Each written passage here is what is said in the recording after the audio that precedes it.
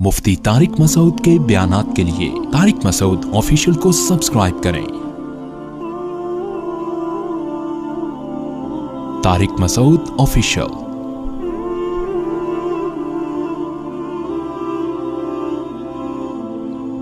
हजरत हुसैन रजी अल्लाह ताला अन्हु का मौक़िफ़ ये था कि मैं यजीद जैसे आदमी के हाथ पर बैत करने के लिए तैयार, बोलो भाई, नहीं, मैं नहीं बैत करता इसके हाथ, क्योंकि यजीद के बारे में खबरें थी। बास कहते थे शराब पीता है।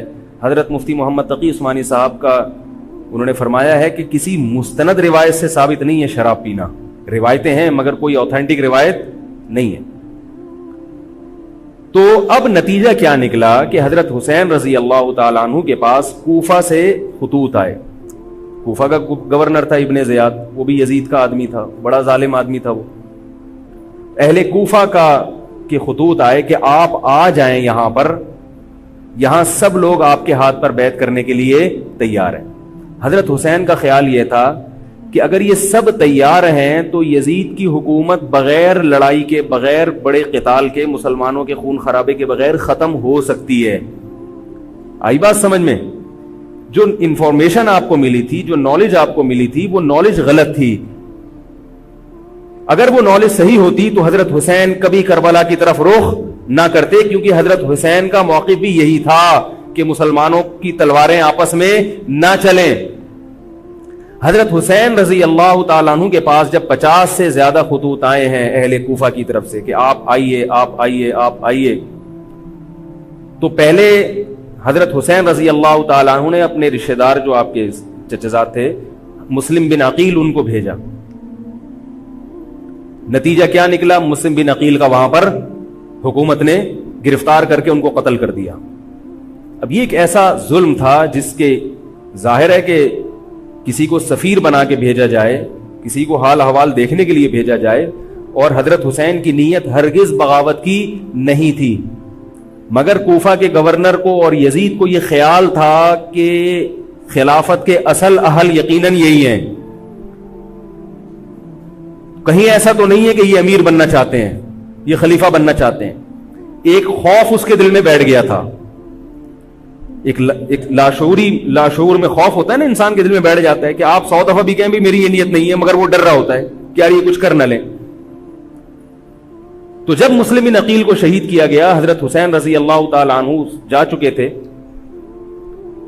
जब हजरत हुसैन रजी अल्लाह ताला अन्हु कूफा की तरफ जा रहे थे, बहुत सारे सहाबा ने आपको मना किया, जिनमें अब्दुल्लाह इब्न उमर रजी अल्लाह ताला अन्हु भी थे, अब्दुल्लाह इब्न अब्बास रजी अल्लाह ताला अन्हु भी, कि आप ये काम ना करें।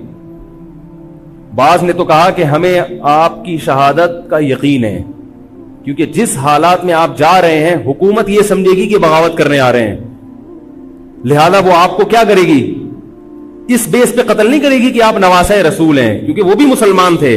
इस बेस पे कत्ल करेगी कि आपकी नीयत क्या है, हुकूमत के खिलाफ बगावत।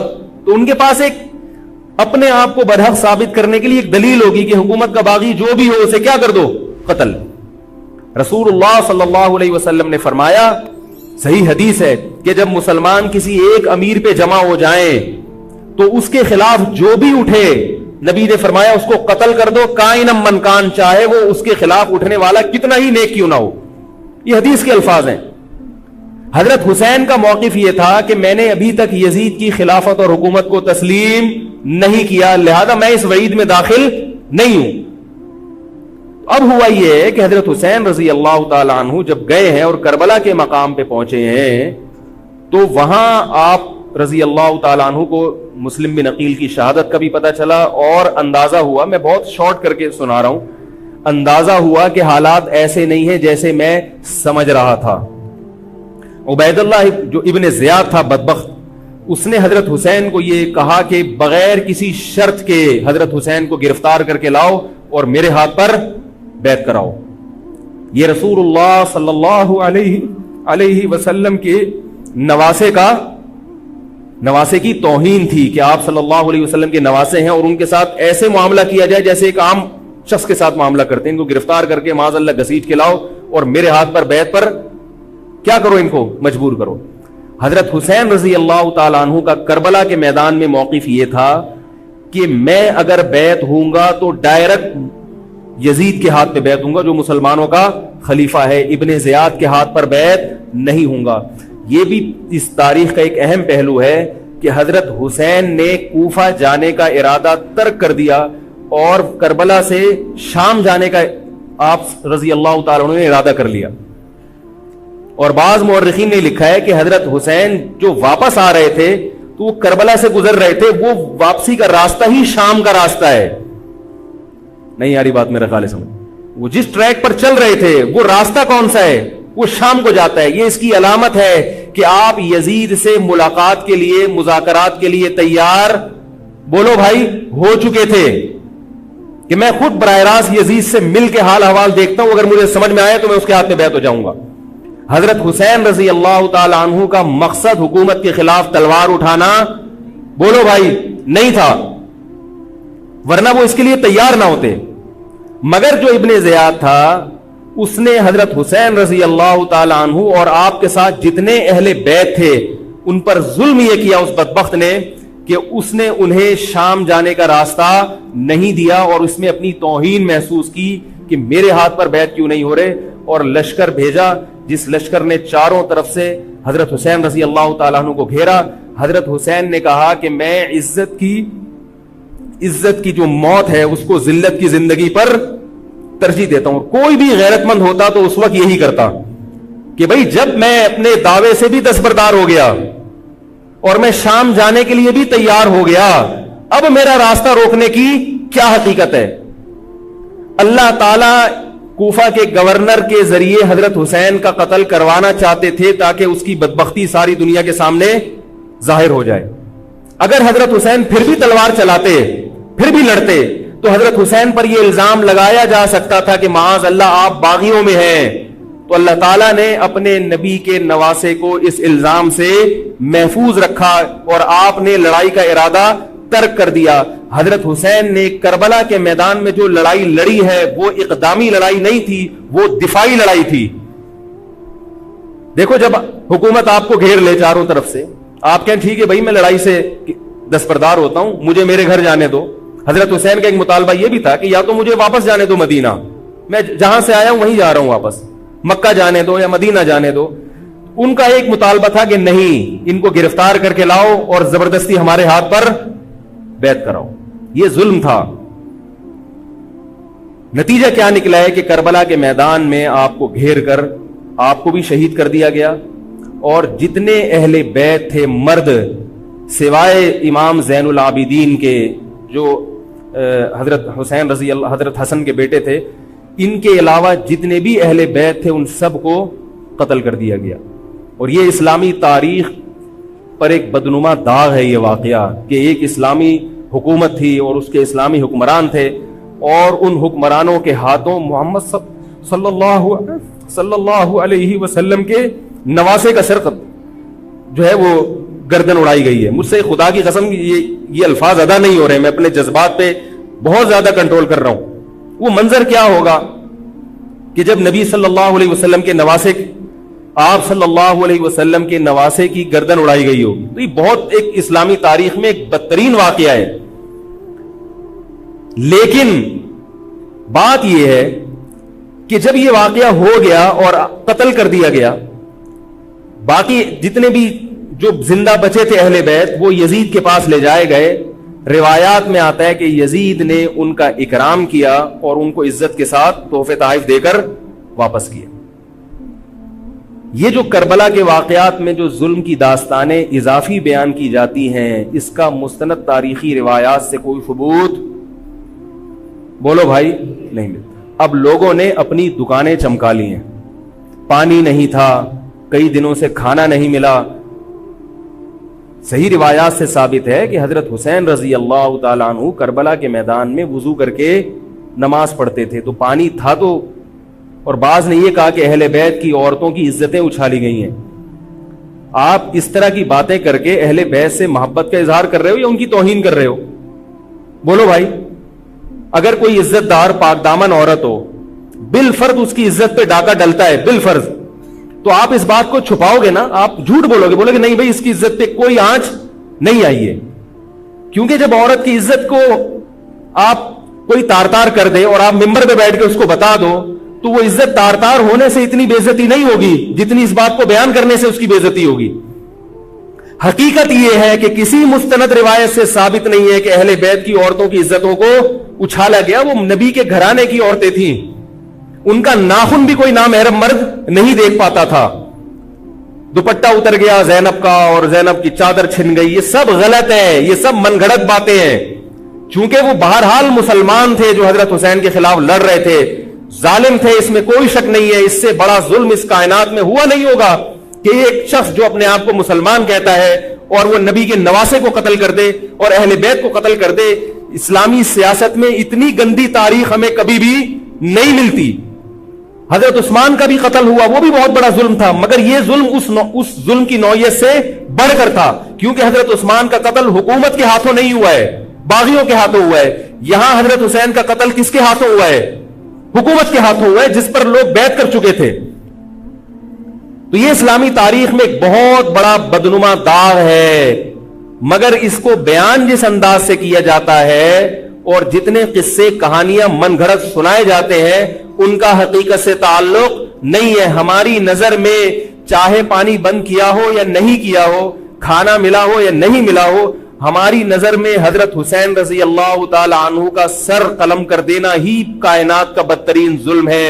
یہی ایسا ظلم ہے کہ جس پر جتنا غم کیا جائے کم ہے. غم منایا نہیں, غم کیا جائے. منانا الگ چیز ہے, غمزدہ ہونا الگ چیز ہے.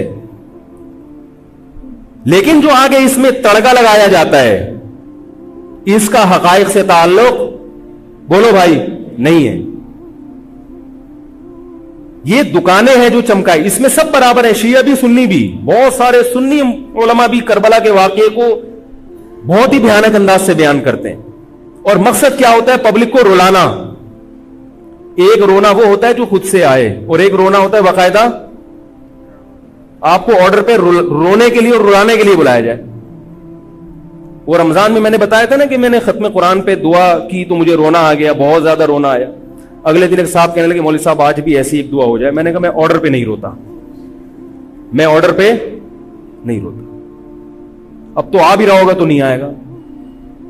نہ انسان کسی کے مشورے سے ہنس سکتا ہے اور نہ انسان کسی کے مشورے سے رو. اگر آپ کسی کے مشورے پہ رو رہے ہیں اس کا مطلب ڈرامے بازی. آپ کو فلم کا ایکٹر ہونا چاہیے, آپ کو ڈرامے جوائن کرنے چاہیے, وہاں آپ اچھے چل سکتے ہیں. جیسے کہ ہمارے ایک مشہور اسکالر ہیں, ان کے بارے میں لوگ یہ کہتے ہیں ان کو فلموں میں ہونا چاہیے تھا, پتہ نہیں یہ جیو پہ کیوں آ رہے ہیں. وہ آرڈر پہ روتے بھی ہیں, آرڈر پہ. اب چونکہ یوٹیوب کا دور ہے, میں پہلے جو کربلا کے واقعات جو لوگ بیان کرتے ہیں ان کی تقریریں نہیں سنتا تھا. اب کیا ہوتا ہے, بعض دفعہ بیٹھے ہوئے ہیں کہیں سفر پہ جا رہے ہیں تو یوٹیوب کی ویڈیو, ہم نے کہا چلو یار ہم بھی سن لیں. ایسی چہک چہک کے منہ بنا بنا کے گھما گھما کے تقریریں ہوتی ہیں, لگتا ہے کہ یہ باقاعدہ ایک ڈرامہ ہے, اداکار ہے, فنکار ہے جس کو ڈرامے بازی کے لیے یہاں. یہ حضرت حسین کی شہادت کو کیش کرا رہے ہیں. یہ حضرت حسین سے محبت کرنے والے نہیں ہیں, یہ ان کی شہادت کو دیکھو. اس کی مثال ایسے جیسے کوئی محلے میں مر گیا, کسی سیٹھ کا بیٹا مرا, اب آپ کو سیٹھ سے قرضہ چاہیے تو سب سے زیادہ آپ روگے نا, تاکہ سیٹھ صاحب سمجھیں کہ محبت سب سے زیادہ کس کو ہے؟ آپ کو. تو آپ اس کی بیٹے کی موت کو کیا کرا رہے ہو؟ کیش کرا رہے ہو. بعض لوگ کسی کی شہادت کو کیش کراتے ہیں, کسی پہ ظلم کو کیش کراتے ہیں. تو میں پھر عرض کروں کہ بہت بدترین واقعہ ہے. حضرت حسین رضی اللہ تعالیٰ عنہ کا سر لے جایا گیا یزید کے پاس.